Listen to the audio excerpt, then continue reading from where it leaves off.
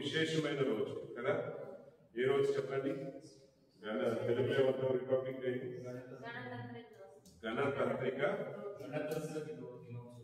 గణతంత్ర దినోత్సవము. ఈ గణతంత్ర దినోత్సవం యొక్క ప్రాముఖ్యత ఏంటి అని మనం ఆలోచించినప్పుడు ఏమండి, అనేక సమయంలో కొంచెం తెలిసి కొంచెం తెలియక, లేకపోతే కొంతమంది అంటారు ఈ రోజే మనకి స్వాతంత్రం వచ్చింది, కొంతమంది ఇంకా అంటారు ఏమండి ఇంకొక రకంగా, ఒక్కొక్కరు మీరు అడిగారంటే ఒక్కొక్క రకంగా వారు చెప్తూ ఉంటారు. కానీ మరి ప్రియమైన ఈ గణతంత్ర దినోత్సవం యొక్క విశేషత ఏంటి అని మనం గమనించిన వారైతే, మనకి స్వాతంత్రం వచ్చింది ఆగస్టు 15, 1947 సంవత్సరం ఆగస్టు 15 నాడు మనందరికీ కూడా బ్రిటిష్ చేతిలో నుండి, తెల్లవారి చేతిలో నుండి మన దేశానికి స్వాతంత్రం కలిగింది. స్వాతంత్రం కలిగింది కానీ వారు దేశాన్ని విడిచిపెట్టి వెళ్ళిపోయారు. ఇది వాక్యానికి అనుగుణంగా నేను మాట్లాడబోతున్నాను, జాగ్రత్తగా వినండి. భాస్కర్ గారు గణతంత్ర ఏంటది వార్షికోత్సవ రోజు ప్రసంగం ఇస్తున్నారా? కాదు. రాజకీయ ప్రసంగం ఇస్తున్నారా? కానే కాదు. దేవునికి స్తోత్రం. ఇది మన ఆత్మీయ జీవితానికి కూడా ఎంతో పోలికగా ఉంటుందన్నమాట. మరి ప్రియమైన ఇక్కడ మన వాక్యం ఇక్కడ మనం చూసినట్లయితే 47 ఆగస్టు 15 నాడు మన దేశానికి బ్రిటిష్ వారి చేతిలో నుండి మనకి స్వాతంత్రం కలిగింది. వారు మన దేశాన్ని విడిచి వెళ్ళిపోయారు. కానీ ఏంటి అంటే మన దేశానికి ఒక చట్టం లేదు, మన దేశానికి సొంత చట్టం లేదు, సొంత ఏమంటాం కాన్స్టిట్యూషన్, రాజ్యాంగం లేదు. ఏమండి అవన్నీ కూడా మనకి ఇంకా రాలేదు. అప్పటికప్పుడే వాళ్ళ చేతుల నుండి మనం బయటపడ్డాం. వారు మన దేశాన్ని వదిలేసి వెళ్ళిపోయారు.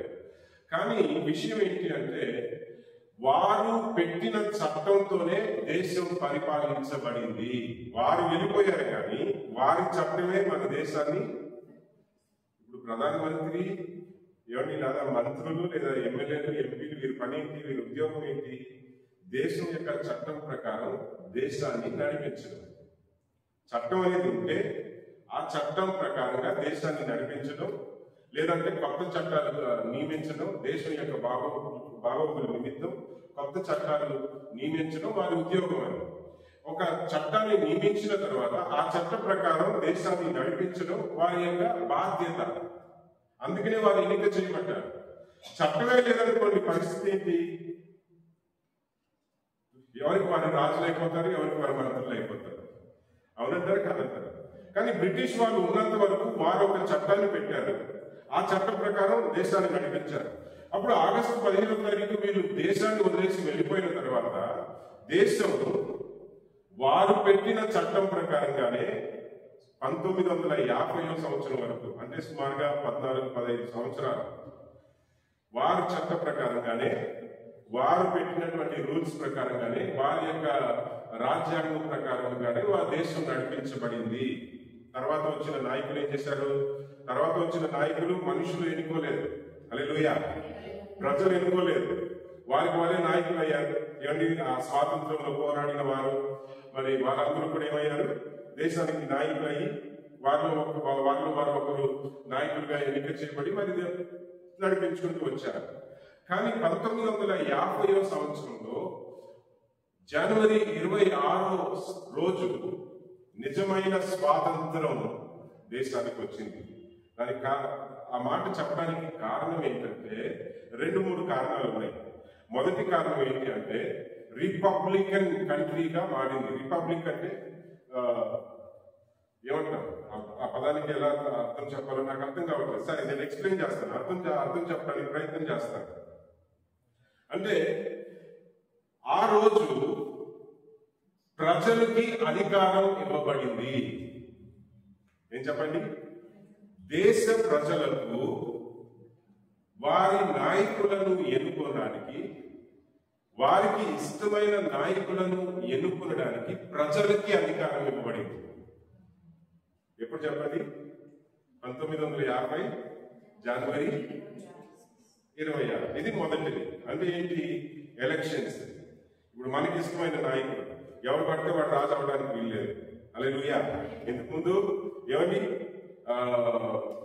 నాకు బలం ఉంటే, నాకు కండ బలం ఉంటే, నాకు జ్ఞానం ఉంటే, నేను నాయకుడు అవ్వాలనుకుంటే, నాకు ఎవరిని కొంతమంది జనం నాకు అండగా ఉంటే నేను నాయకుడు అవ్వాలనుకుంటే అయిపోయేవాడు. మోనార్కులు వచ్చేవాళ్ళు, లేకపోతే బ్రిటిష్ వేరే వేరే దేశాలకు వచ్చి పరిపాలించేవారు, లేదంటే ఒక రాజు వచ్చి పరిపాలించేవాడు. కానీ ఈ 26వ తారీఖున జరిగినటువంటి ఒక అద్భుతం ఏంటి అంటే, మొట్టమొదటిది జనాలకి స్వాతంత్రం, జనాలకి స్వేచ్ఛ, జనాలకి అధికారం, జనాలకి శక్తిని ఇవ్వబడింది. ఏంటి అంటే మా నాయకుడిని మేము ఎన్నుకుంటామనేటువంటి స్వేచ్ఛ ప్రజలకి ఇవ్వబడినటువంటి రోజు ఇది. మనకిష్టమైన నాయకుడిని మనం ఎన్నుకోవడానికి స్వేచ్ఛ ఇవ్వబడినటువంటి రోజు మొట్టమొదటిది. రెండోది ఏంటి అంటే బ్రిటిష్ చట్టం, ఎవరో పెట్టిన చట్టం దేశం నడిపించబడేది. ఈరోజు జరిగినటువంటి రెండో కార్యం ఏంటి అంటే ఎవరి బ్రిటిష్ చట్టాన్ని తీసివేసి భారతదేశ రాజ్యాంగాన్ని అవలంబించడం. అంటే నవంబర్లోనే వ్రాయబడింది అంబేద్కర్ గారి ద్వారా రాజ్యాంగం. కానీ ఏమండి ఈ రోజున ఏం చేశారట, వారు సొంత దేశ ప్రజలు రాసిన రాజ్యాంగాన్ని అమల్లోనికి తీసుకొచ్చినటువంటి రోజు. దేవునికి స్తోత్రం. హల్లెలూయా, హల్లెలూయా, హల్లెలూయా. అంటే మన రాజ్యాంగం, మన వాళ్ళు రాసిన, మన దేశపు ప్రజలు రాసినటువంటి రాజ్యాంగం. అంతేకాదు మన దేశ ప్రజలకి స్వాతంత్రం, నిజమైన స్వాతంత్రం ఏంటి అంటే మనకిష్టం వచ్చినట్లుగా మనకిష్టమైన నాయకులు మనం ఎన్నుకొని మనం నాయకులుగా నియమించి వారి దేశాన్ని పరిపాలించడానికి వారికి మనం అవకాశం కలిగించడానికి దేశ ప్రజలకు అధికారం ఇవ్వబడింది. ఈ రెండు కార్యాలు జరిగాయి అన్నమాట. తర్వాత ఈ రెండో కారణం ఏం చెప్పాం మనం, రాజ్యాంగం అమల్లోనికి వచ్చినటువంటి రోజు. హల్లెలూయా. ఇప్పుడు ఇందాక నేను చెప్పాను, చట్టం అనేది లేకపోతే నాయకులుగా ఏమవుతుంది, వాళ్ళ ఇష్టం. చట్టం ఇలా చెబుతుంది అని చెప్పినప్పుడు నాయకులు ఏం చేస్తారు, ఆ చట్టం ప్రకారం దేశాన్ని పరిపాలిస్తారు. చట్టమే లేదనుకోండి, నాయకులు చెప్పిందే చట్టం అవుతుంది. అవునంటారా కాదంటారా? నాయకులు చెప్పిందే చట్టం అవుతుంది. దేవునికి స్తోత్రం. హల్లెలూయా. ఇలాంటి ఒక విడుదల, స్వేచ్ఛ, అధికారం, జనాలకి అధికారమును, జనాలకి స్వేచ్ఛను, భారతదేశ జనాలకి స్వేచ్ఛను, అధికారమును ప్రియమైన ద్వారా అందించినటువంటి రోజే రిపబ్లిక్ డే అంటాం మనం. దేవునికి స్తోత్రం. ఒక విధంగా చెప్పాలంటే ఆగస్టు 15 కన్నా ఈ రోజే ముఖ్యమైనటువంటి రోజు మన దేశ చరిత్రలో. దేవునికి స్తోత్రం. హల్లెలూయా, హల్లెలూయా, హల్లెలూయా, హల్లెలూయా. మరి ఇది మన ఆత్మీయ జీవితంలో, ఎందుకంటే మనం అర్థం చేసుకోవాల్సిన కొన్ని విషయాలు ఉంటాయి. మన దేశానికి స్వేచ్ఛ, దేశ ప్రజలకు స్వేచ్ఛ కలిగించినటువంటి రోజు. వారి నాయకులను, వారికి ఇష్టమైన నాయకులను ఎన్నుకోవడానికి దేశ ప్రజలకు స్వేచ్ఛను కలిగించినటువంటి రోజు, రాజ్యాంగం అమల్లోనికి వచ్చినటువంటి రోజు అని చెప్పి మనం ఈ దేశంలో ఈ రోజుని మనం ఘనముగా కొనియాడుకుంటున్నాం. సరే, దేవుని వాక్యం మనం చూద్దాం. దేవుని వాక్యం మనం చూద్దాం. యోహాను సువార్త 8వ అధ్యాయం మరి 31-32 వచనాలు మనం చదువుకుందాం. కాబట్టి యేసు తనను నమ్మిన యూదులతో మీరు నా వాక్యమందు నిలిచిన వారైతే నిజముగా మీరు నాకు శిష్యులై ఉండి సత్యమును గ్రహించెదరు. మీరు నా వాక్యమందు నిలిచిన వారైతే ఎవరితో చెప్తున్నాడు? యూదులతో దేవుడు చెప్తున్నాడు. దేవునికి స్తోత్రం. హల్లెలూయా. ఈ యూదులు ఎవరు?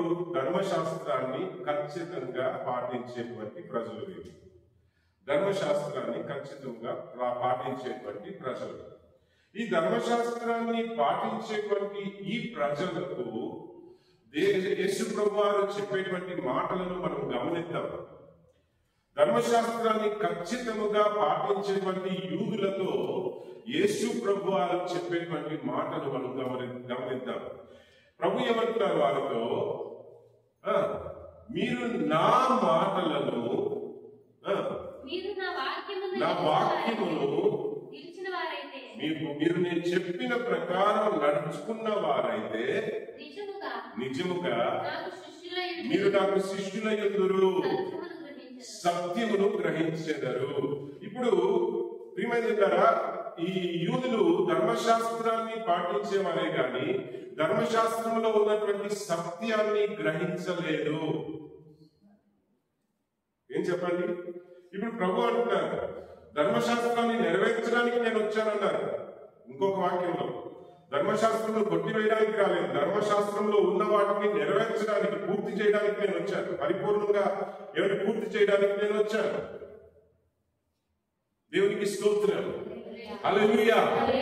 I came to fulfill the law అని చెప్పి ప్రభు చెప్పారు. అంటే నేను ధర్మశాస్త్రం నెరవేర్చడానికి నేను వచ్చాను, కొట్టివేయడానికి నేను రాలేదు.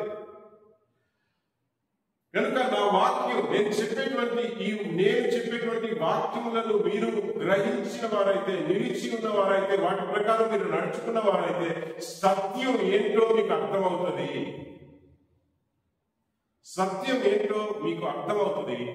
సత్యాన్ని మీరు గ్రహించినప్పుడు మీరు గ్రహించినటువంటి సత్యమే మిమ్ములను స్వతంత్రులుగా చేయును. దేవునికి స్తోత్రం. హల్లెలూయా, హల్లెలూయా. యేసు వారు చెప్పారు, నేనే సత్యము కదా, నేనే సత్యము, నేనే జీవము, నేనే మార్గము. నా ద్వారా తప్ప తండ్రి యొద్దకు చేరుటకు వేరే మార్గము లేదు. నేనే సత్యం.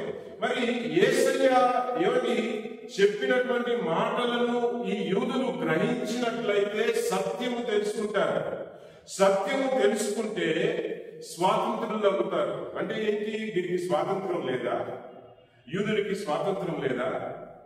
ఆ రోజుల్లో వారు నిజంగానే వారికి స్వాతంత్రం లేదు. యేసు ప్రభు వారు ఉన్నటువంటి ఆ రోజులలో నిజంగానే వారు వేరే, ఇప్పుడు మన దేశం ఎలాగైతే బ్రిటిష్ వాళ్ళు పరిపాలించారో ఆ రోజుల్లో యేసు ప్రభు వారు ఉన్నటువంటి కాలంలో రోమా సామ్రాజ్యం ఉండింది.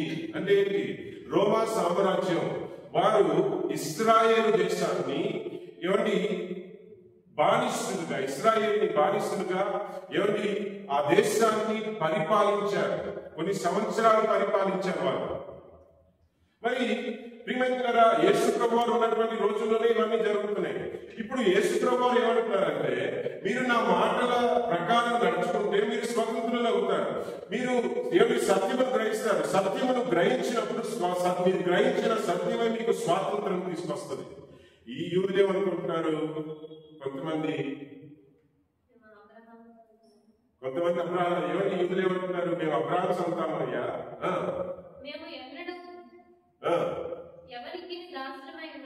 మేము ఎన్నడూ ఎవరికి దాసులమై ఉండలేదే.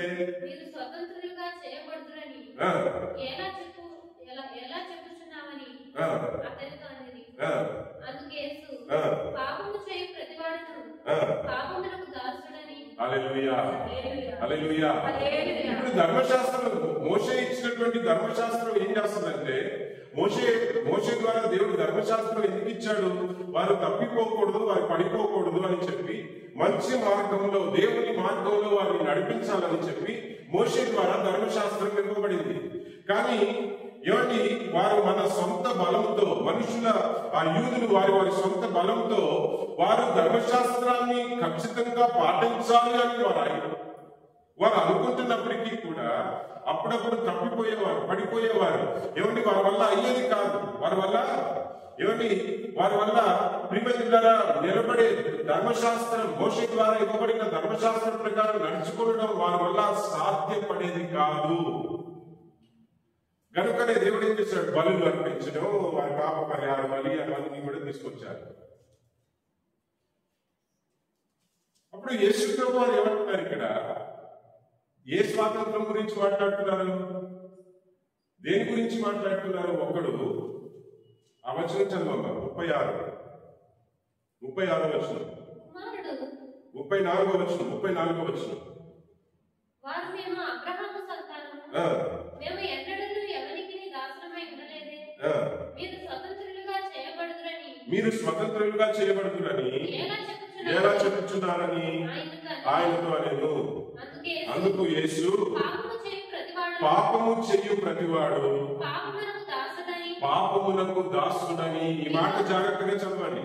పాపము చేయు ప్రతివాడు పాపమునకు దాసుడని మీతో నిశ్చయముగా చెప్పుచున్నాను. పాపము చేసేటువంటి ప్రతి ఒక్కరు పాపమునకు బానిసలవుతారు. ఏ పాపములోనైతే మనం చిక్కుకున్నామో ఆ పాపములో మనం బానిసలుగా ఉంటాం. దేవునికి స్తోత్రం. ఆ పాపం ఏం చేస్తుందంట, మనల్ని వెళ్తుంది. ఉదాహరణకి ఇందాక నేను చెప్పాను, బ్రిటిష్ వాళ్ళు ఎప్పుడు వెళ్ళిపోయారు?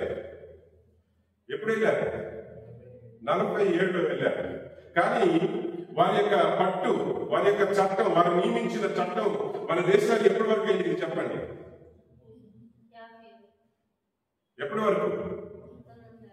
సుమారుగా 3 సంవత్సరాలు, అంటే 2.5-3 సంవత్సరాలు వారు వెళ్ళిపోయారు. కానీ వారు పెట్టిన చట్టం మన దేశానికి ఎన్ని సంవత్సరాలు వెళ్ళిందండి? 2.5-3 సంవత్సరాలు వారి యొక్క చట్టం, వారి యొక్క విధులు, వారు పెట్టినటువంటి విధులు మన దేశాన్ని ఏలింది. పరిపూర్ణంగా బయట, వారి యొక్క పట్టు నుండి పరిపూర్ణంగా బయటపడడానికి ఏమంటే వారైతే వెళ్ళిపోయారు. కానీ వారు నియమించిన చట్టాలని మనల్ని ఏడుతూ వచ్చింది కదా. అలాగే పాపం ఏమండి, పాపం క్షమించబడినప్పుడు, యేసయ్యని నమ్ముకున్న తర్వాత పాపాలు క్షమించి యేసు వారు ఏం చేస్తున్నారు? తన రక్తములో మనల్ని కడుగుతున్నారు. యేసయ్య ఏం చేస్తున్నారు? తన రక్తములో మనల్ని కడుగుతున్నారు. యేసయ్య నా పాపాలు క్షమించమని చెప్పి పశ్చాత్తాపంతో వారు మన మనస్సుని మార్చుకొని మన పాపములు క్షమించబడు నిమిత్తం, యేసయ్య నీవే ప్రభువా, నా పాపముల నిమిత్తం రక్తం కార్చాను ఆయన, నా శిక్షను నీకు పొందుకున్నావు ప్రభువా, నన్ను తప్పించినట్లుగా నా స్థానంలో నీవు మరణించావు నాయన, మరణము గెలిచి 3వ దినమున నాకు జీవమనిచ్చున్నట్లు, నాకు జీవమనిచ్చున్నట్లు ప్రభువా, 3వ దినమున సజీవుడుగా మరణమును గెలిచి తిరిగి లేచావు ప్రభా అని పశ్చాత్తాపముతో మనస్సుని మార్చుకుని ప్రభుని నమ్మిన ప్రతి ఒక్కరు వారి పాపముల నుండి వారు క్షమించబడతారని దేవుని వాక్యం మనం చదువుతున్నాము. ఇప్పుడు యేసయ్యని నమ్ముకున్న వెంటనే యేసయ్య ఏం చేస్తారు? వారి పాపాలు క్షమిస్తున్నారు. కానీ పాపానికి ఒక పట్టు ఉంటుంది, అధికారం, శక్తి ఉంటుంది. హల్లెలూయా, హల్లెలూయా. ఆ శక్తి ఏం చేస్తుంది? అందుకనే పౌలు గారు అంటాడు 7వ అధ్యాయం రోమీయులకు రాసిన పత్రికలో ఏమంటారు? ఏమండి, ఎన్నో సంవత్సరాలు సేవ చేసిన తర్వాత ఈ వాక్యం ఇంతకు ముందు కూడా నేను చెప్పాను అనుకుంటాను.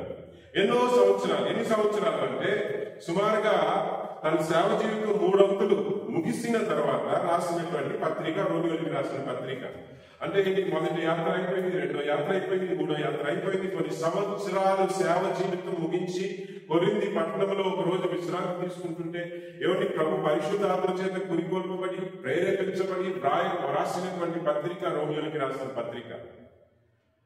అప్పటికే పౌలు గారు నడుస్తుంటే తన నీడలో వ్యాధిగ్రస్తులు పడుతుంటే స్వస్థత పొందుతున్నారు. చనిపోయిన వారికి ప్రార్థన చేస్తే చనిపోయిన వారు లభిస్తున్నారు.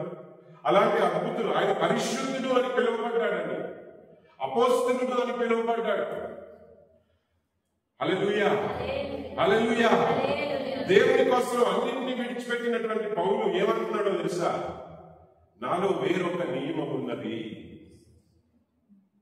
ఎంత దౌర్భాగ్యుడను, మనస్సులో ప్రభు వారికి ఇష్టముగా నడుచుకోవాలని ఆశపడుతున్నప్పటికీ 24వ వచనం వేరొక 24వ వచనం అమ్మా, 24 చదువు. సరే 23 నుండే చదువు. వేరొక నియమము నాలో, నా అవయములలో ఉన్నట్లు నాకు కనబడుచున్నది, అది నా మనస్సునందున్న ధర్మశాస్త్రముతో పోరాడుచు నా అవయములలో ఉన్న పాప నియమమునకు నన్ను చెరపట్టి. హల్లెలూయా. ఏం చెప్తుందండి? ఈ వేరే నియమం ఏం చేస్తుంది? పాపమునకు లోపరుచుకునేటువంటి పరిస్థితిని తీసుకొస్తుంది. తర్వాత అయ్యో నేను ఎంత దౌర్భాగ్యుడను,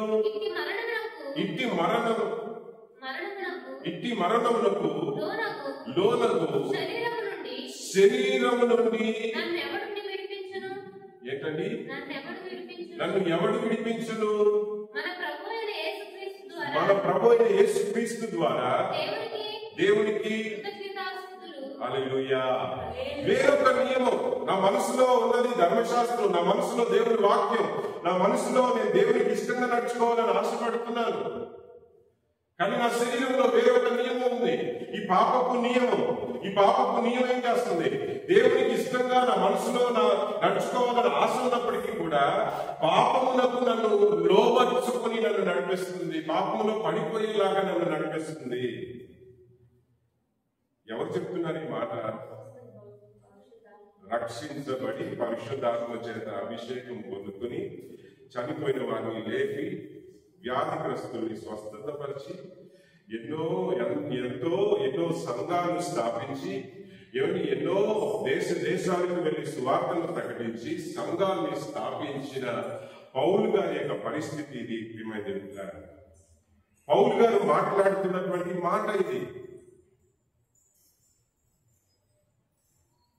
మరి పాపములు క్షమించబడడం ఒక వంతు అయితే, మనలో ఉన్న పాపపు నియమము, ఇందాక మనం చెప్పాం, భారతదేశానికి స్వాతంత్రం 47వ సంవత్సరంలో వచ్చింది. కానీ పరిపూర్ణమైన స్వాతంత్రం 50వ సంవత్సరం జనవరి 26. హల్లెలూయా. బ్రిటిష్ రాజ్యాంగాన్ని బయటికి తోసేశారు, ఏమిటి మన రాజ్యాంగాన్ని తీసుకొచ్చారు. అలాగనే 3 సంవత్సరాలు పట్టిందంట. మరి అలాగనే మన జీవితంలో మన పాపములు క్షమించబడడం ఒక వంతు అయితే, ఏమిటి పరిశుద్ధాత్మని శక్తి చేత, యేసుక్రీస్తు యొక్క రక్తము చేత ఏమిటి మనం విడుదల పొందాలంట. దేని నుండి విడుదల పొందాలి? పాపపు నియమము. యేసుని నమ్ముకున్నప్పుడు ప్రభువా పాపాలను క్షమించండి అని మనం అడుగుతాం. ఇక మీదకి ఇలాంటి నేను చేయకూడదు ప్రభువా, నేను దౌర్భాగ్యురాన్ని, ఇలాంటి తప్పులన్నీ చేసేసాను ప్రభువా, నన్ను దయగా క్షమించు ప్రభువా అని మనం ప్రార్థన చేసినప్పుడు యేసయ్య తన రక్తంతో మనల్ని కడిగి మన పాపాన్ని క్షమించేస్తున్నాడు. అటు తర్వాత దేవునిలో జీవించేటువంటి జీవితం మనలో ప్రారంభం అవుతుంది. కానీ పాపపు నియమం ఉన్నది కదా, ఏం చేస్తుంది? మనల్ని ఎప్పుడప్పుడు వెనక్కి లాగుతుంది. హల్లెలూయా.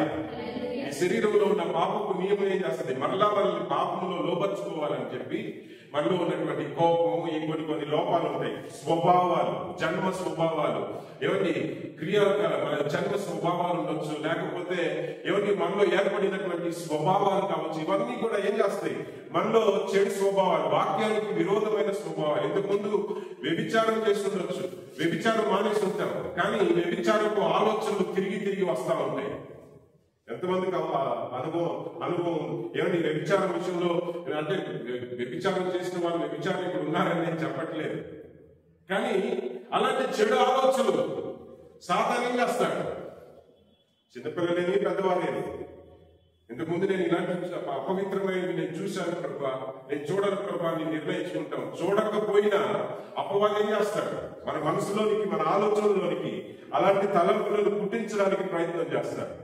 అంతేకాదు, అదే కాదండి, ఇంతకు ముందు ప్రభా నేను కోపం వస్తే ఎలా చెడబడకి తిట్టేసేవాడిని, బూతులాడేసేవాడిని, చేయడానికి పనులు చేశాను ప్రభా, ఇక మీద నేను బూతులు ఆడను అని మనం నిర్ణయించుకుంటాం. బూతులు ఆడకూడదు అని మనం అనుకుంటాం. ఒక్కొక్కసారి కోపం వచ్చేస్తుంది, మనకి తెలియకుండానే మన మనసులోనికి, నోట్లోకి రాకపోయినా వస్తుందా? నోటికి వచ్చేసరికి ఆపేసుకుంటానికి ప్రయత్నం చేస్తాం. పోరాటం. అదే పౌలు అంటున్నాడు అక్కడ, ఈ నియమం ఏం చేస్తుందంట? నా మనస్సులో ఉన్న ధర్మశాస్త్రానికి, దేవుని వాక్యానికి విరోధంగా పోరాడుతుంది. నన్ను ఎలాగైనా పాపములకు లోపరుచుకోవాలి అని.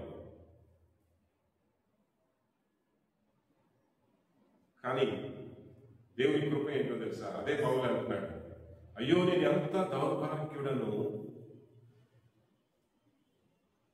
ఇటు మరణం నుండి నన్ను విడిపించగలవా ఎవరు అని ప్రశ్న వేసి జవాబు కూడా ఆయన చెప్తారు. రోమియోకి రాసిన పత్రిక 8వ అధ్యాయంలో ఆయన ఏమంటున్నాడు చూడండి. ఇప్పుడు క్రీస్తు యేసునందున్న వారికి దేవునికి స్తోత్రం. యేసుక్రీస్తు ప్రభువే మనకి పరిహారి, ఆయనే మన పరిహారి. మన పాపముల నుండి అన్నిటి నుండి మనకి స్వాతంత్రం, పరిపూర్ణమైన స్వాతంత్రం ఇచ్చేటువంటి దేవుడు అని చెప్పి అక్కడ వెనువెంటనే ప్రియమైన అక్కడ జవాబునిచ్చినట్లు మనం చూస్తున్నాం. నిజమే. ఏమండి, ఆ స్వాతంత్రమును గురించి ప్రభు ఇక్కడ మాట్లాడుతున్నారండి. కేవలం పాపములు క్షమించడం కాదు, పాపపు నియమమును కూడా తీసివేయగలిగిన శక్తిమంతుడైన దేవాది దేవుడు ఆయన. ఏం చెప్పండి, పాపములు క్షమించడమే కాదు, మనలో ఉన్నటువంటి ఏమండి పాపపు నియమాన్ని కూడా కొట్టివేయగలిగిన, ఏమండి మనల్ని శుద్ధీకరించగలిగిన ప్రియమైన దేవాది దేవుడు ఆయన. అందుకనే అంటున్నాడు, ఈయన వాక్యములను ఏమంటే ఈయన వాక్యముల ప్రకారం మీరు నడుచుకుంటే చాలు, సత్యాన్ని మీరు తెలుసుకుంటారు. సత్యమును మీరు తెలుసుకున్న వెంటనే ఆ సత్యం మీరు తెలుసుకున్న సత్యమే ఏం చేస్తుందంట, మీకు నిజమైన స్వాతంత్రమును కలగజేస్తుంది. ఈ స్వాతంత్రం మనం పొందుకోలేదనుకోండి, నిజమైన స్వాతంత్రం మనం పొందుకోలేదనుకోండి, మనం పాపమునకు బానిసలుగానే ఉంటాం. ఏమిటి పేరుకి రక్షించబడతాం, ఏమిటి పలానా సంవత్సరంలో ఏమిటి నేను బాప్తిజం తీసుకున్నానండి, పలానా సంవత్సరంలో నేను మారు మనసు పొందానండి, పలానా సంవత్సరంలో యేసుని నమ్ముకున్నానండి అంటాం. కానీ ప్రతిరోజు పాపపు పట్టులో, పాపపు ఏమిటి శక్తిలో, పాపమునకు బానిసలుగా ఏమిటి నామకార్థమైన క్రైస్తవులుగా మన జీవితమును మనం కొనసాగించుకుంటూ ఉంటాం. ఏం చెప్పండి, బ్రిటిష్ వాళ్ళు వెళ్ళిపోయింది 47, కానీ వారి చట్టం 50వ సంవత్సరం వరకు వెళ్ళిందంట. పాపాలు బయటకు పోయినాయి.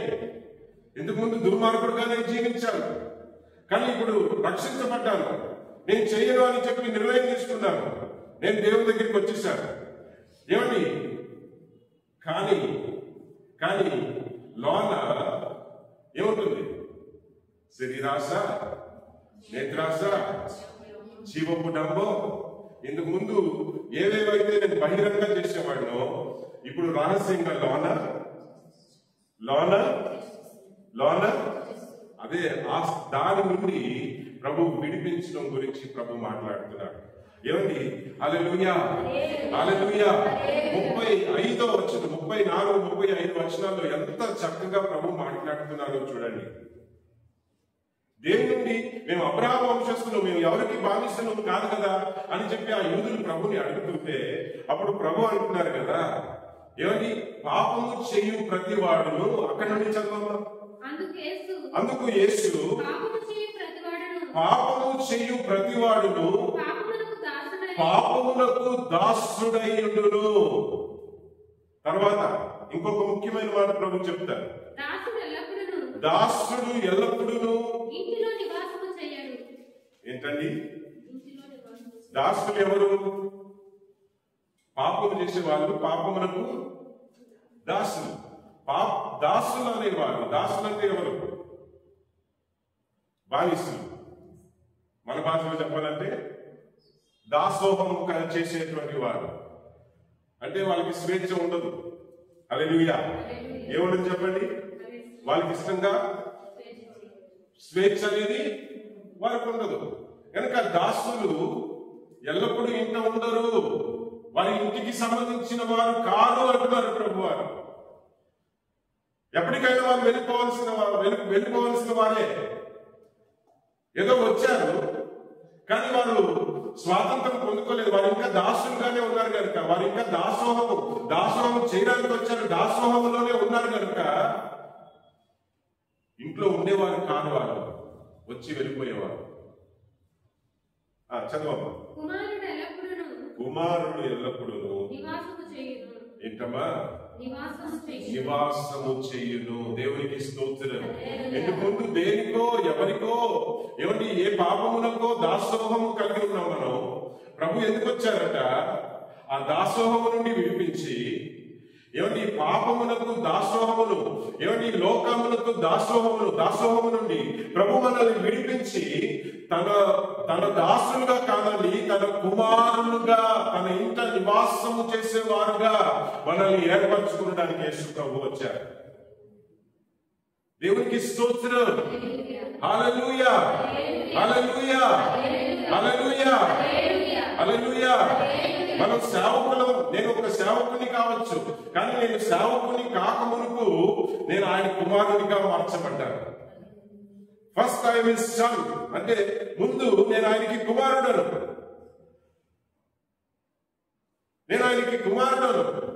ఆయనకి కుమారుడిని. ఆయన చెప్పిన ప్రకారం నేను చేయడానికి నేను ముందుకొచ్చాను కనుక, ఆయన పని నేను చేయడానికి నేను ముందుకొచ్చాను కనుక నేను సేవ చేస్తున్నాను. కానీ నేను సేవకుడు అనే బిరుదు మంచిదే, కానీ సేవకుడు అనే బిరుదు కంటేను దేవుడు నాకు ఇచ్చిన బిరుదు ఏంటంటే నా కుమారుడు. ఎందుకో తెలుసా? ఆయన వలన మనం ఏం పొందామండి? ఆయన వలన మీరు, నేను, సంఘం, మనం ఏం పొందుకున్నామండి? పాపపు దాసోహము నుండి స్వాతంత్రము పొందుకుని, హల్లెలూయా, పాపములు క్షమించబడమే కాదు, పాపపు దాసోహం, ఏమండి పాపపు దాసోహం, పాపం యొక్క శక్తి నుండి, పాపం యొక్క పట్టు నుండి విడిపించబడిన వారము. ఏం చెప్పండి? నోరు తెరిచి చెప్పుదామా ఒకసారి? ఏమండి నోరు తెరిచి చెప్పడం, ఒప్పుకోవడం వలన ఏమండి కృప పొందుకుంటాం. హల్లెలూయా. ఎందుకంటే ఇది ఏమండి అందుకని ప్రభు చెప్పారు, ఏమండి హృదయంలో నమ్మాలంట, నోటితో ఒప్పుకోవాలంట. ఏం చెప్పండి? హృదయంలో నమ్మాలి. ఏమని నమ్మాలి? యేసే ప్రభు అని నమ్మాలంట, నోటితో ఒప్పుకోవాలంట యేసే ప్రభు అని. ఈ రెండు జరిగితే రక్షించబడతారంట. దేవునికి స్తోత్రం. కనుక నోటితో ఒప్పుకోవడం ఎంతో ముఖ్యమై ఉంది. ఇప్పుడు మనం చెప్పుదాం, నా పాపములు క్షమించబడమే కాదు, పాపం యొక్క శక్తి నుండి, పాపం యొక్క దాసోహము నుండి నేను విడిపించబడ్డాను. దేవుని కుమారునిగా, కుమార్తెగా నేను మార్చబడ్డాను. దేవునికి స్తోత్రం, దేవునికి స్తోత్రం, దేవునికి స్తోత్రం. హల్లెలూయా, హల్లెలూయా. నిజమే ప్రియమైన దేవులారా, పాపములు క్షమించబడమే కాదు, పాపం యొక్క దాసోహము నుండి కూడా ప్రభు మనల్ని విడిపించేటువంటి దేవుడై ఉన్నాడు. అందుకనే దేవుని వాక్యం చెప్తుంది, కుమారుడు విడిపించినట్లయితే, 36వ వచనం యోహాను సువార్త, కుమారుడు మిమ్మల్ని స్వతంత్రులుగా చేసినట్లయితే మీరు నిజముగా అరకొర ఉండదండి, అరకొర ఉండదు. క్షమించి మిమ్మల్ని వదిలేయడం కాదు, క్షమించడమే కాదండి, క్షమాపణకు తోడుగా పాపపు బంధకముల నుండి కూడా మిమ్మల్ని విడిపించేటువంటి దేవుడై ఉన్నాడు. అప్పుడు ఆయనను నమ్మిన వారు, ఆయన వాక్యాన్ని నమ్మిన వారు, ఆయన్ని నమ్మి ఆయన్ని వెంబడించేటువంటి వారు పాపముల నుండి విడుదల పొందాలని, ప్రియమైన పాపములు క్షమించబడాలని మారు మనస్సు నిమిత్తం యేసయ్యని వెంబడించే వారి విషయంలో వారి పాపాలు క్షమించబడమే కాదు, పాపము నుండి విడుదల కూడా పొందుతారు. దేవునికి స్తోత్రం. హల్లెలూయా, హల్లెలూయా. అందుకే అంటున్నాడు, కుమారుడు మిమ్మల్ని విడిపించిన, కుమారుడు మిమ్మల్ని స్వతంత్రులుగా చేసినట్లయితే మీరు నిజముగానే అంటే ఏంటి? ఇక ఎటువంటి దాసోహము, ఎటువంటి బానిసత్వము, ఎటువంటి బంధకములు మనల్ని ఏలడానికి ఇక అవకాశము లేదు. ప్రియమైన దేవుని బిడ్డలారా, హల్లెలూయా. కుమారుని చేత స్వాతంత్రులుగా ఎవరి చేయబడిన వారమైతే ఇక మీదకి మన జీవితంలో ఏ పాపము మనల్ని ఏలడానికి ఇక అధికారం లేదు. సాతాను ఆలోచనలు పుట్టించవచ్చు, కానీ దానికి బానిసలు మనం కాదు. ఏం చెప్పండి? ఎందుకు మరి పాస్టర్ గారు ఎందుకు ఆలోచనలు వస్తున్నాయి? సాతాను ఉన్నాడండి, వాడు నిజంగానే ఉన్నాడు. కనుక వాడు ఏం చేస్తాడు? మరలా మనల్ని వెనకలాగాలని ప్రయత్నం చేస్తాడు కనుక లోకమును చూపిస్తాడు, లోకాశలను చూపిస్తాడు, నేత్రాశలను చూపిస్తాడు, జీవపు డంబములను పుట్టించడానికి ప్రయత్నం చేస్తాడు. ఏమంటే ఇవన్నీ మనం ముందు పెడతాడు. కానీ మరలా పడిపోవడానికి మనం వానికి లేదా వాడు చూపించే పాపములకు మనం బానిసలం కాము. బానిసలైతే ఏం చేస్తారు? కక్కింది కుక్క మరలా తిన్నట్టుగా బానిసలు ఏం చేస్తారు? నిజమైన స్వాతంత్రం పొందని వారు ఏం చేస్తారు? చెప్పండి. నిజమైన స్వాతంత్రం పొందని వారు, పేరుకి మారు మనసు పొందినవారు, ఏదో కారణం కోసం బాప్తిజం తీసుకున్నవారు, నిజమైన మారు మనసు లేనిటువంటి వారు, ఏమండి పేరుకి దేనికో బాప్తిజం అంటే ఏంటి అని గుర్తెరగక, ఏమండి రక్షణ అంటే ఏంటి అని గ్రహింపు లేకుండా, ఏమండి ఎందుకు రక్షించబడుతున్నామని గ్రహింపు లేకుండా, మారు మనస్సు లేకుండా, పాపముల విషయమై పశ్చాత్తాపము లేకుండా, ఏమండి బాప్తిజం తీసుకునేవారు వారు స్వాతంత్రం పొందుకోరు.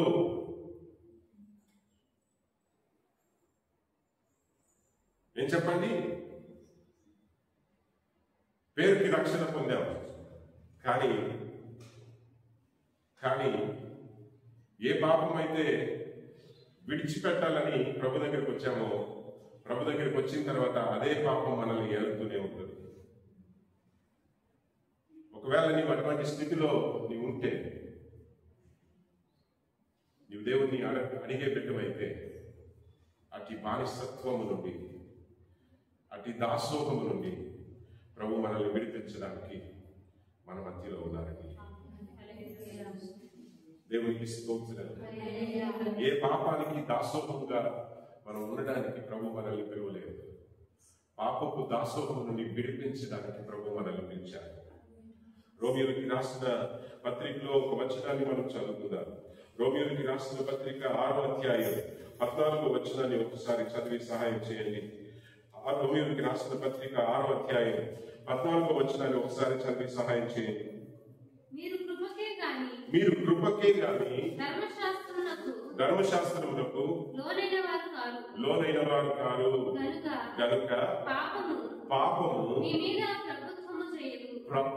మీ మీద ప్రభుత్వము చెయ్యదు. దేవునికి స్తోత్రం. హల్లెలూయా, హల్లెలూయా, హల్లెలూయా. కృపకే గాని ఏమండి ధర్మశాస్త్రములకు లోనైన వారు కారు. ధర్మశాస్త్రములకు లోనైన వారైతే ఏమండి ధర్మశాస్త్రము నియమించిన శిక్షకు పాత్రలం అవుతాం. ధర్మశాస్త్రములకు లోనైన వారు, ఎందుకంటే ధర్మశాస్త్రం ఏం చెప్తుంది? ఏమండి కంటికి కన్ను, పంటికి పన్ను. ఎవడైనా వ్యభిచారంలో పట్టుబడితే వాడిని రాళ్లతో కొట్టి చంపండి. ఎవరికైనా కుష్ఠవ్యాధి వస్తే వాడిని ఊరు బయటికి దించేయండి. రక్తస్రావం కలిగిన స్త్రీ దేవుని సన్నిధికి రావడానికి వీల్లేదు. శుద్ధీకరణ జరిగే వరకు 12 రోజులు ఎన్ని రోజులు వారు ఊరు బయట ఉండాలి. ఏమండి వారికి విడుదల పొందే వరకు వారు బయట ఉండాలి. ఇది ధర్మశాస్త్రం.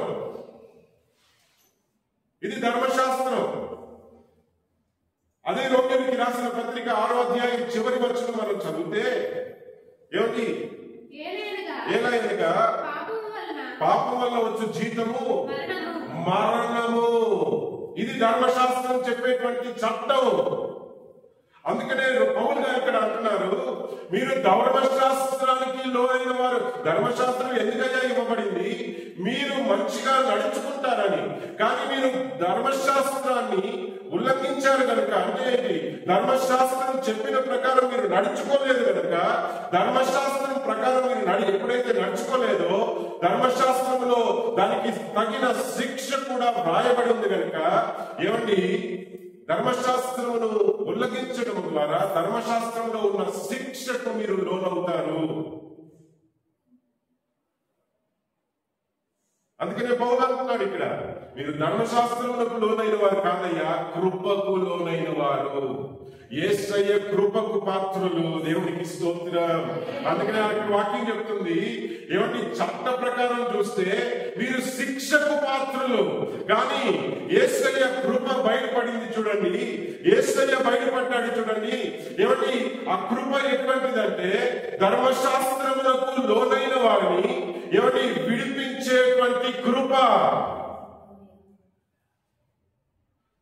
ధర్మశాస్త్రము విధించేటువంటి శిక్ష నుండి విడిపించేటువంటి దేవుని యొక్క కృప అయిన ప్రభు అయిన యేసుక్రీస్తు మనందరికీ బయలుపడ్డాడు కనుక ధర్మశాస్త్రం నుండి మనం విడిపించబడ్డాము.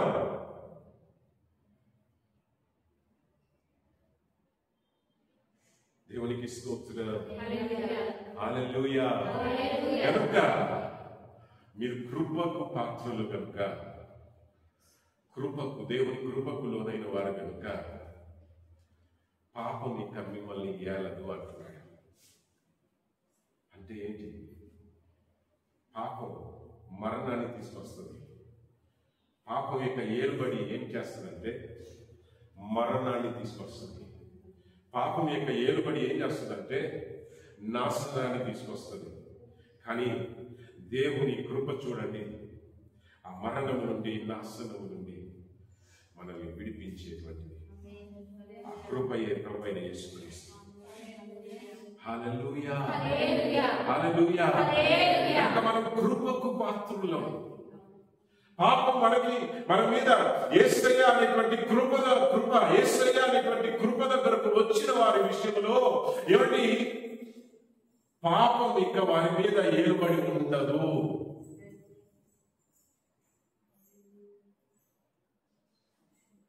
దేవునికి స్తోత్రం. హల్లెలూయా. అందుకనే యేసయ్య గారు ఏ పాట పాడినప్పుడు చూడండి, కృపను గురించి ఏ పాట పాడారు. ఆ కృప ఏంటి అంటే యేసయ్య. హల్లెలూయా. నీ కృప నిత్యముండును కదా. నీ కృప నిత్య జీవం. అంటే ఎవరిని గురించి? దేవుని కృప అయినా. కృప అంటే ఎవరు? యేసయ్య. యేసయ్య. నోరు తెరిచి చెప్పండి, యేసయ్య. యేసయ్య. దేవుని కృప యేసయ్య. దేవునికి స్తోత్రం. నేను కృపకు పాత్రుడును. చెప్పండి, దేవునికి స్తోత్రం.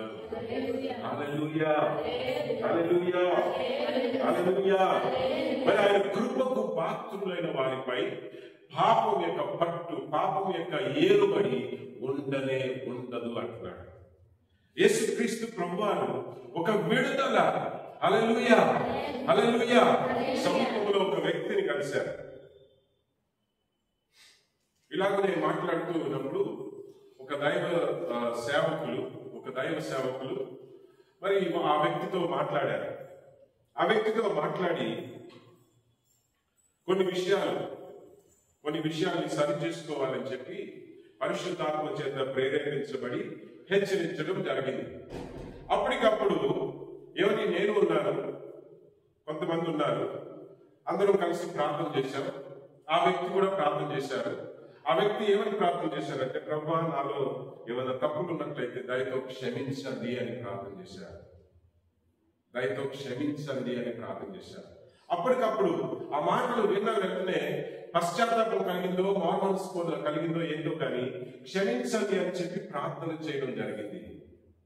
కానీ బయటికి వెళ్ళిన తర్వాత మరలా పాత జీవితం గురించే ఆలోచించడం, పాత అలవాట్లు, పాత పద్ధతులు, దేవునికి ఇష్టం లేని పద్ధతుల్లోనే బ్రతకడం. ప్రియమైన అలాంటి విడుదల ప్రభు మనకి ఇవ్వడానికి ఇలా రాలేదండి. పాపాలు క్షమించడం ఎంత ముఖ్యమో పాపం యొక్క ఏలుబడి నుండి విడుదల పొందడం కూడా అంతే ముఖ్యం. పాపం యొక్క ఏలుబడి నుండి విడుదల పొందలేదంటే పాపం యొక్క ఏలుబడి ఏం తీసుకొస్తుందంటే మరణాన్ని తీసుకొస్తుంది. ఏం తీసుకొస్తుందండి? ఏం తీసుకొస్తుంది? నాశనం, మరణం, ఆత్మ మరణం, నరకం, నిత్య నరకం. నిత్య జీవం ఎలాగైతే ఉంది అని చెప్పి మనం నమ్ముతున్నామో, నిత్య జీవం ఎలాగైతే సత్యమో అలాగనే నిత్య నరకం కూడా సత్యమేనండి. నిత్య నరకం కూడా ఉంది.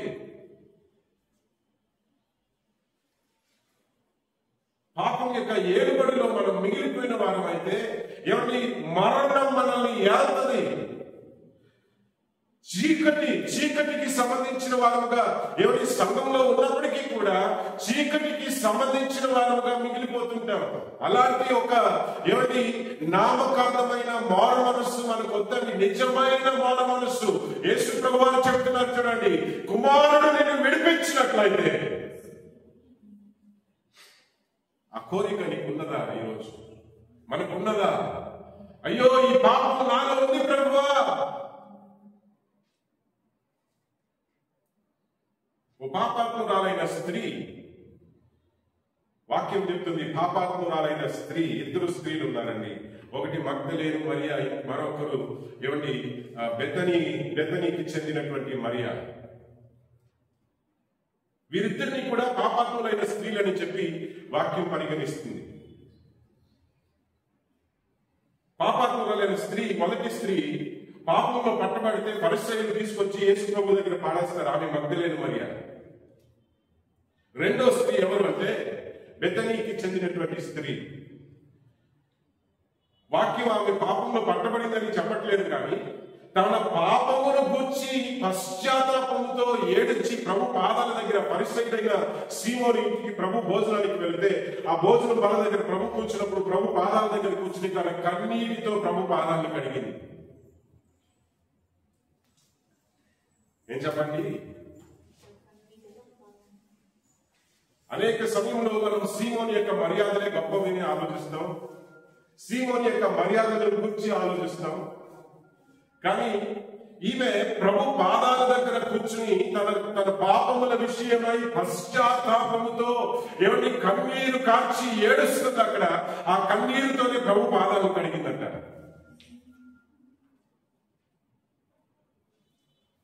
ప్రభు ఏమన్నారో తెలుసా? అమ్మా, ఈ పాపములు క్షమించబడ్డాయి. ఆ తర్వాత యేసు ప్రభువాన్ని వెంబడించినటువంటి స్త్రీలలో ఆమె ఒక్కటిగా మారిపోయింది. ఏం చెప్పండి? ప్రభువాన్ని ఇంత చేర్చుకుంది అంటే ఎవరు? మార్తా, మరియా, లాజరు, తోడగొట్టులు ముగ్గురు ఉన్నారు కదా బెతనీలో. ప్రభు వారి ఇంటికి వెళ్ళారు కదా. లాజరు చనిపోయినప్పుడు, లాజరు చనిపోకముందు ఒకసారి వెళ్ళారు. ఏమండి, ఈ మరియా ఏం చేస్తుంది? ప్రభు ప్రభు కోసం మర్యాదలు చేయాలి, అది చేయాలి, ఇది చేయాలి. ఎందుకంటే ప్రభు పట్ల అంత ప్రేమ ఆమెకి. ప్రభు అని వచ్చేసారు, ఆమెకేం చేయలేకపోతున్నారు అని టెన్షన్.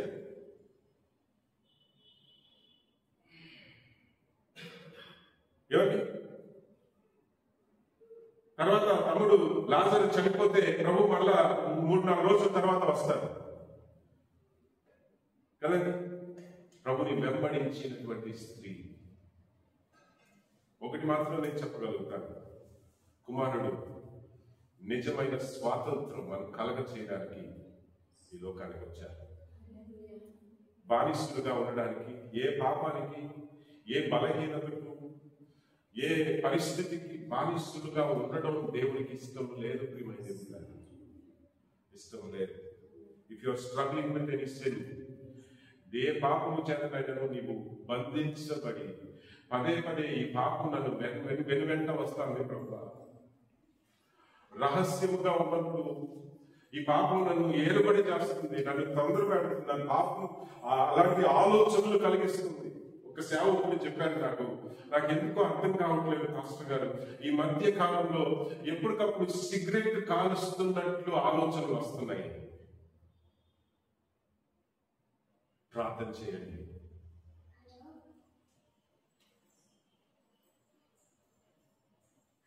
ఏమండి, ఒక్కొక్కసారి కళలో వస్తుంది, ఒక్కొక్కసారి ఇలాగే కూర్చుని ఆలోచిస్తుంటే అదే ఆలోచన వస్తుంది. నేను సిగరెట్ కాలుస్తున్నట్లు, సిగరెట్ కాల్చాలని ఆలోచన, ప్రేరేపణ నన్ను కొరికొడుతూనే ఉంది. ప్రార్థన చేయండి. నేను ఉపవాసం కూడా ఉండి ప్రార్థన చేశాను. నాకు దీని నుండి నాకు విడుదల కావాలి. ఒకవేళ అలాంటి పరిస్థితుల్లో నీవు ఉన్నావా? ఈరోజు నిజమైన స్వాతంత్రం ప్రభువు నీకు అనుగ్రహించడానికి ఈ లోకంలోకి వచ్చాను. పాపపు శక్తి నీ మీద ఏలుబడి లేకుండా చేయడానికి ప్రభు ఈ లోకంలోనికి వచ్చానండి. నిజమైన స్వాతంత్రం, నిజమైన స్వాతంత్రం యేసుక్రీస్తు ప్రభువారు బిడ్డలుగా పరిశుద్ధ జనముగా జీవించున్నట్లు నిజమైన స్వాతంత్రం ప్రభు మనకు కలగజేయడానికి యేసు ప్రభువారు కృపగా మన కోసం బయలుపరచబడ్డాడు. దేవునికి స్తోత్రం. హల్లెలూయా.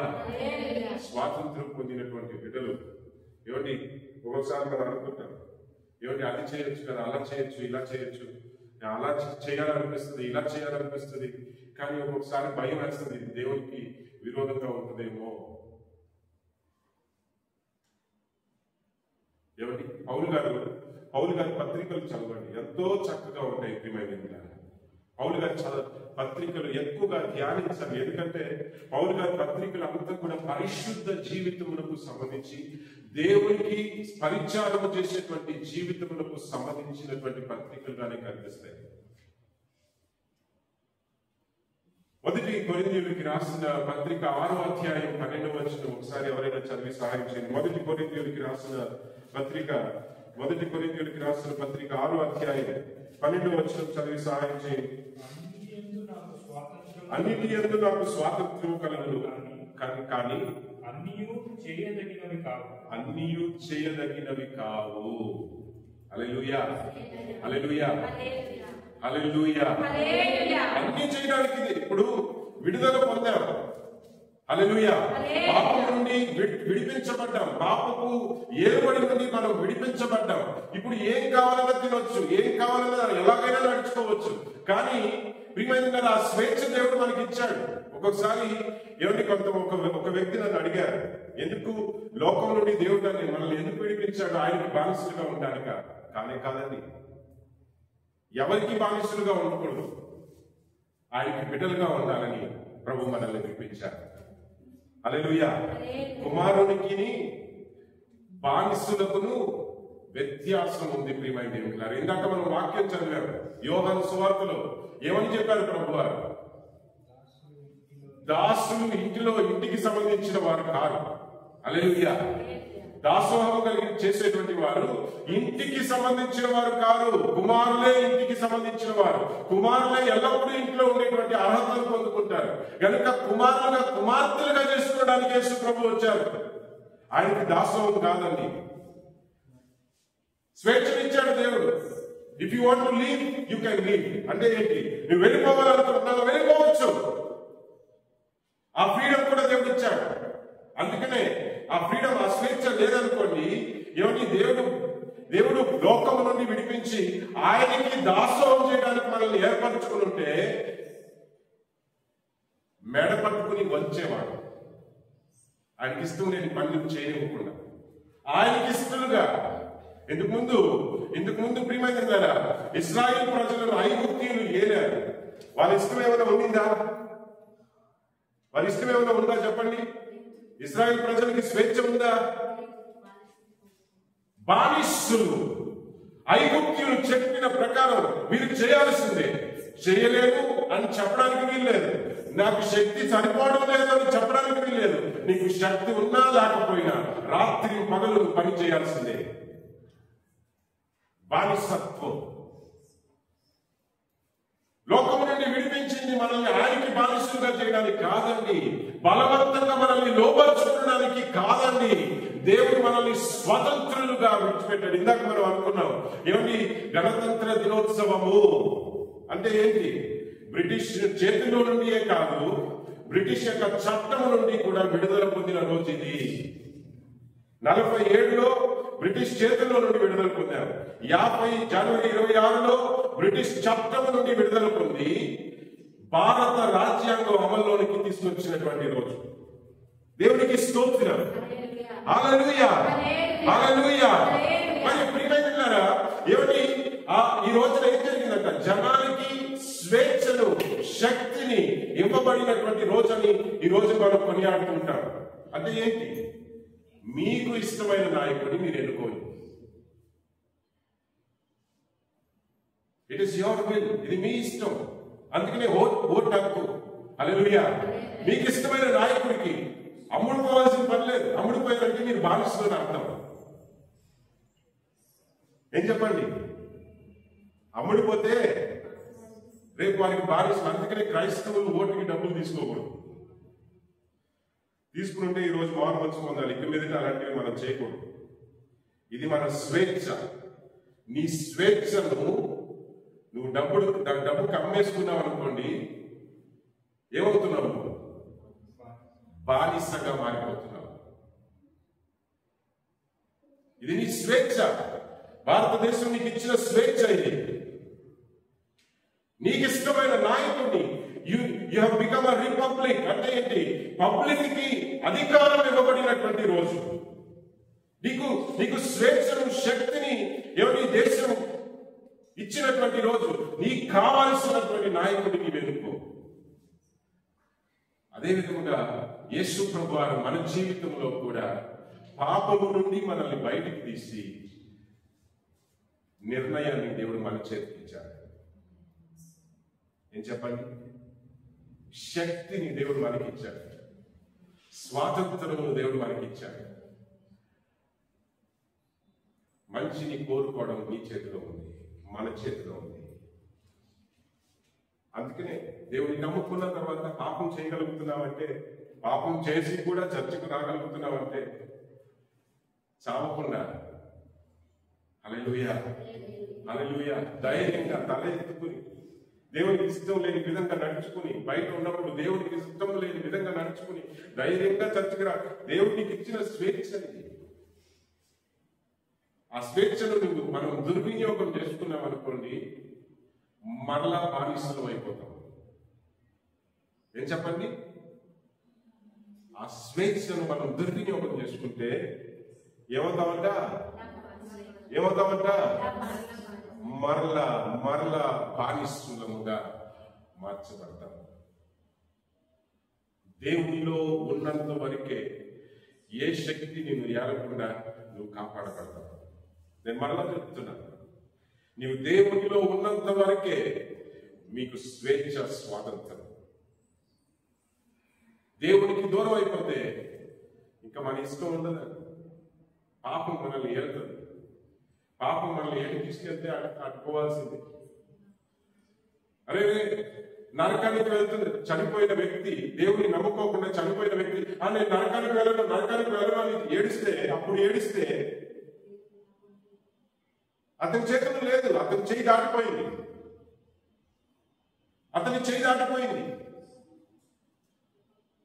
అది తీసుకెళ్ళిన చోటుకి వెళ్ళాల్సిందే.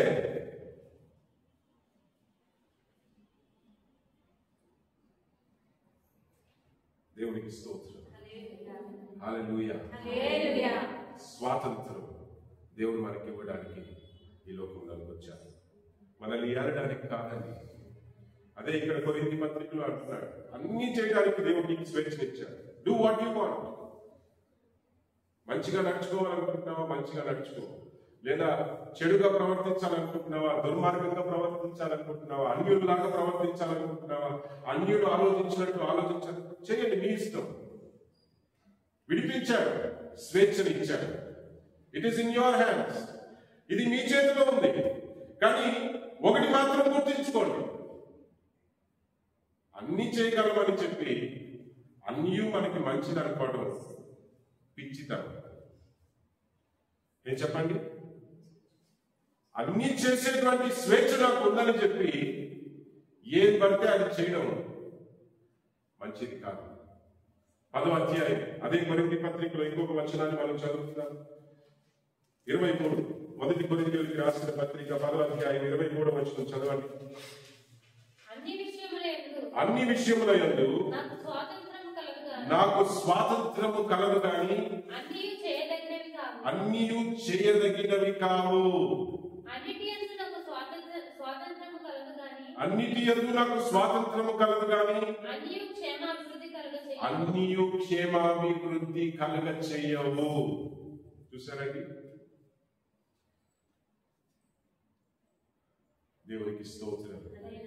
పేతురు ఇంకా చక్కగా చెప్తాడండి. 2 పేతురు 16 మొదటి పేతురు పత్రిక 2వ అధ్యాయం 15-15 వచనం 16 వచనం అనుకుంటాను. తీసి చదివి సహాయం చేయండి, తొందరగా ముగించేద్దాం ఈరోజు వాక్యం. మొదటి పేతురు పత్రిక 2వ అధ్యాయం 15-16 వచనాలు. ఏలయనగా మీరిట్లు యుక్త ప్రవర్తన గలవారై అజ్ఞానముగా మాటలాడు మూర్ఖుల నోరు మూయుట దేవుని చిత్తము. స్వతంత్రులై యుండియు దుష్టత్వమును కప్పిపెట్టుటకు మీ స్వాతంత్రమును ఏం చెప్పండి? స్వాతంత్రులై ఉండి మీ దుష్టత్వమును, అంటే ఎవరి దుష్టత్వం? మనలో ఉన్న చెడుని కప్పిపెట్టుకుని ఉండడం దేవుని చిత్తం కాదు. మీ స్వాతంత్రము చదువు మీ స్వాతంత్రమును వినియోగపరచక దేవునికి దాసులమని లోబడి ఉండండి. ఏమంటున్నాడు చూడండి. దేవుడు మీకు స్వాతంత్రం ఇవ్వడం నిజమే. ఆ స్వాతంత్రాన్ని చెడు పనులు చేసేదానికంటే, ఆ స్వాతంత్రం చెడు పనులు చేయడానికి ఉపయోగించుకునే దానికంటే దేవునికి దాసులమని ఎంచుకుని మీ ఆత్మను మీరు కాపాడుకోండి అంటున్నాడు. ఏం చెప్పండి? తప్పుగా అర్థం చేసుకోవద్దు ఈ వాక్యాన్ని. ఇందాకే చెప్పారు కదా, దేవుడు మనల్ని దాసులుగా దాసోహం చేయడానికి పిలవలేదు అని. నిజమే, దేవుడు మనల్ని దాసోహం చేయడానికి పిలవలేదు. కానీ దేవునికి, ఈ లోకానికి దాసోహం కలిగి ఉండడం కంటే, పేతురు అంటున్నాడండి, ఏమిటి స్వాతంత్రం వచ్చింది కదా, ఏమిటి నా ఇష్టానుసారంగా నేను నడుచుకుంటాను అని చెప్పి అనుకునేదానికంటే దేవునికి దాసులము అని ఎంచుకొని మీ ఆత్మలను మీరు కాపాడుకోనండి. ఎందుకంటున్నాడు? మన ఆత్మ మరలా ఏమిటి బంధకాలలో చిక్కుకోకూడదని ఈ మాట చెప్తున్నాడు పేతురు గారు. దేవునికి స్తోత్రం. హల్లెలూయా. పరిశుద్ధ దినమున మనల్ని మనం విమర్శన చేసుకుందాం. ప్రియమైన జక్కై జీవితాన్ని గుర్తు చేసుకుని ముగించుకుందాం.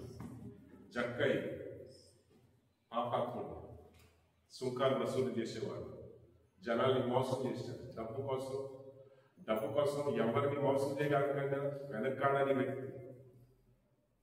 అవునంటారా? ఆ ఊర్లో ప్రజలందరూ కూడా అతని గురించి చాలా తప్పుగా మాట్లాడేవారు, చాలా తక్కువ చేసి మాట్లాడేవారు. ఎందుకంటే ఆయన ప్రవర్తన అలా ఉంటే.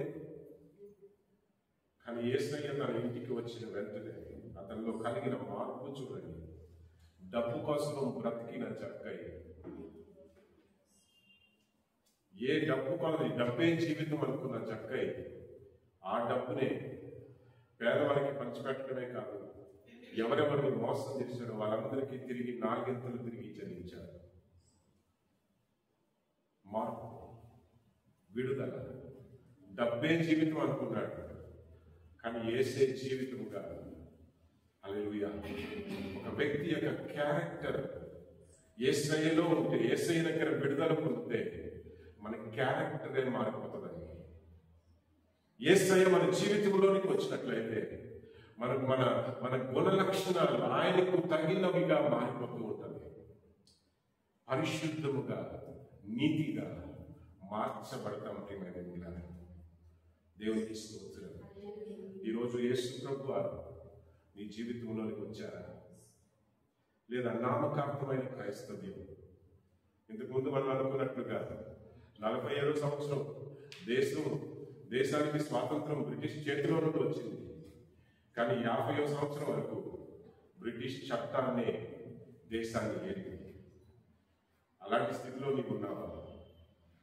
ఏమండి, పాపం క్షమించబడింది అని దేవుని సన్నిధిలో ఉంటూ పాపం చేతనే ఏలుబడి చేయబడుతున్నావా? పాపం చేతనే ఏలుబడి చేయబడుతూ ఏమండి పాపంలో జీవిస్తున్నావా? ఈరోజు ప్రభు నీకు నిజమైన స్వాతంత్రం కలగజేయడానికి ప్రభు ఇష్టపడుతున్నాడు. నిజమైన స్వాతంత్రం. కుమారుడు స్వాతంత్రులుగా చేసిన ఎడల నిజమైన స్వాతంత్రం నీకు పొందుకున్నట్లే. ఈరోజు ప్రభు తెలుస్తున్నాడు. ఏ పాపం అయితే నిన్ను ఏడుతుందో ఒప్పుకుందాం. ఏ బలహీనతలో మనం చిక్కుకున్నామో ఒప్పుకుందాం. ఎక్కడ తప్పిపోతున్నామో ఒప్పుకుందాం. మనపూర్వకంగా మనం చేయవలసింది ఏమీ కాదు, ఏమీ లేదండి. డబ్బులు చెల్లించమని దేవుడు అడగట్లేదు. మారు మనసు, జక్కై మనసు మారినట్లుగానే, జక్కై తన మనసును మార్చుకున్నట్లుగానే, అయ్యా నేను ఎంతో ప్రజలను మోసం చేశాను అయ్యా, ఇక మీదటి నేను అలా బ్రతకను అని జక్కై నిర్ణయించుకున్నాడు. ఈరోజు మన నిర్ణయం ఏంటి? ప్రియమైన దేవుని బిడ్డలారా, మోకరిల్లుదాం మనం.